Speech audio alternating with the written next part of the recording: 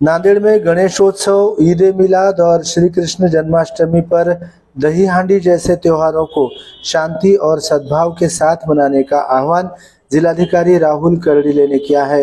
उन्होंने आज शांति समिति की बैठक में कई महत्वपूर्ण निर्देश दिए।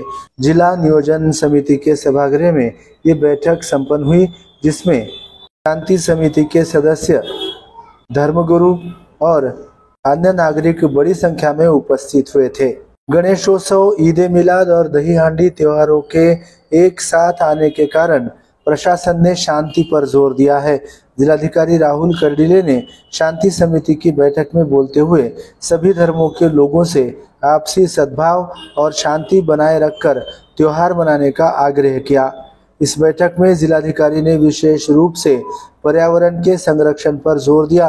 उन्होंने नागरिकों से अपील की है कि वे गणेशोत्सव पर्यावरण अनुकूल तरीके से मनाएं और गणेश मूर्तियों का विसर्जन नदी के बहते पानी में न करके प्रशासन द्वारा बनाए गए कृत्रिम तालाबों में करें। इसके साथ ही ध्वनि प्रदूषण से बचने के लिए डीजे का इस्तेमाल नहीं करने की सलाह भी उन्होंने दी है। नागरिकों की समस्याओं को हल करने के लिए प्रशासन एक व्हाट्सएप ग्रुप बनाएगा, जिसके माध्यम से समस्याओं का तुरंत समाधान किया जाएगा। पुलिस अधीक्षक अविनाश कुमार ने कानून और व्यवस्था बनाए रखने का आग्रह किया। उन्होंने कहा है कि नागरिकों को कोई भी समस्या होने पर पुलिस से संपर्क करना चाहिए, लेकिन कानून को अपने हाथ में नहीं लेना चाहिए। मनपा आयुक्त डॉक्टर महेश कुमार डोईफोड़े ने विसर्जन की तैयारी पूरी होने की जानकारी दी।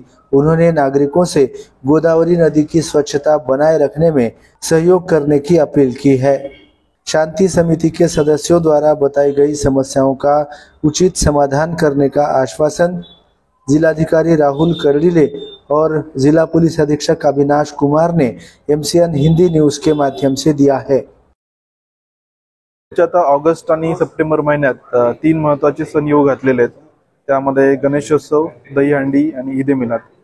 तर या अनुषंगाने शांतता समितीची बैठक आम्ही बोलवली होती। त्यामध्ये जिल्ह्यातले प्रमुख अधिकारी म्हणजे SP साहेब, कमिशनर साहेब, सर्व HODs आणि शांतता समितीचे सर्व सदस्य, राजकीय प्रतिनिधी, धर्मगुरू आणि पत्रकार मित्र या सगळ्यांना आम्ही आज आमंत्रित केलं होतं आणि या सगळ्या तयारीच्या अनुषंगाने त्यांच्या काय सूचना आहेत त्या सगळ्या सूचना आम्ही मागवल्या।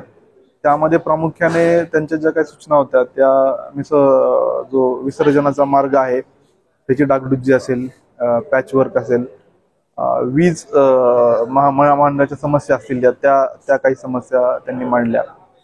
त्यानंतर बऱ्याचदा हा जो डीजे संदर्भातल्या त्यांच्या काही सूचना होत्या, अशा अनेक सूचना आम्ही घेतल्या आणि त्याची नोंद घेतली। त्याचसोबत आमच्या ज्या काही अपेक्षा आहेत त्यांच्याकडून की आपल्याला पर्यावरणपूरक गणपती साजरा करायचा आहे, त्यामध्ये कुठल्याही प्रकारचा जो काही ताणतणाव आहे तर इथं सुदैवाने नांदेड हे शांतताप्रिय शहर आहे आणि अलीकडच्या काही काळामध्ये चांगल्या पद्धतीने सण साजरे केलेले आहेत। तर सगळ्यांनी याच पद्धतीने एक शब्द दिला की आम्ही एक जो प्रेम आहे, सद्भाव आहे तो सगळ्या विविध समुदायामध्ये ठेवू आणि चांगला आम्ही साजरा करू, सगळ्यांनी आम्हाला एक आश्वासन दिलं आणि अत्यंत खेळीमेळीत ही सगळी मीटिंग पार पडलेली आहे। हे जे आपल्याला विसर्जनाचं काम करायचं आहे यावेळेस आम्ही जास्त तयारी केलेली आहे। वेगवेगळे पिकअप पॉइंट्स आम्ही देणार आहोत आणि त्याचसोबत जे कृत्रिम आपण पाणवठे तयार करतो त्यामध्येही संख्येत वाढ यावेळेस महापालिकेने करण्याचा आम्हाला एक तयारी केलेली आहे। रस्त्यांचा प्रश्न आहे, PWDला बरेचसे कामं सध्या मंजूर झालेले आहेत आणि त्यांचं 24/7 काम करण्याचं नियोजन आहे। तर जे बरेचसे जुने जे खड्डे आहेत किंवा रस्त्यामध्ये प्रॉब्लेम झालेत ते मला विश्वास आहे की बरेचसे आपण कव्हर करू आणि त्या दृष्टीने जे काय मॅपिंग आहे, कुठल्या रोडनी मिरवणूक न्यायची आहे त्याचं मॅपिंग करायचं आहे, त्याला कसं चांगल्या पद्धतीने ठेवायचं याचं आम्ही सगळे मिळून त्याचं व्यवस्थित नियोजन करू। आता सणावारामध्ये जे छोटे इश्यूज आहेत की सॅगिंग झाले, लोंबलेली वायर आहे तर तिथं त्यामुळे ते इश्यूज येतात। ट्रिमिंग करायची झाडांची, ते झाडं वायरीवर पडतायत। त्यानंतर हे जे लाईनमन्स आहेत तर लाईनमनचं जे काय पथक नेमणं आहे किंवा त्यांचं जे कंट्रोल रूम आहे ते 24/7 चालू ठेवणं, किंवा कुठे काही प्रॉब्लेम झाला तर त्याला इमिडिएट रिस्पॉन्स देणं, हे जे गोष्टी आहेत तर यासाठी MSEBला सूचना दिलेल्या आहेत आणि आम्ही तो प्रयत्न करू की व्यवस्थित सुरळीत सगळं सिस्टीम राहील। दोन वेगवेगळ्या लेवलवर जे आम्ही प्रिपरेशन आहे ते करत आहोत. एक तो की सर्व माहिती गोळा करून मंडल वाईज, पोलीस स्टेशन वाईज किती आम्हाला बंदोबस्त द्यायला लागेल ते आतापासून आम्ही प्लॅनिंग करून नियोजन करत आहोत.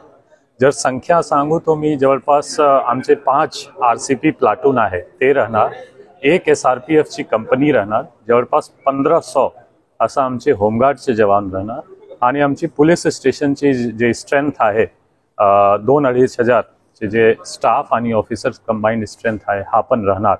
आणि त्या दिवशी काही आमचे जे ट्रेनिंग अकॅडमीचे ऑफिसर्स आणि स्टाफ असतो ते पण येणार. तो एक मोठी संख्या राहणार.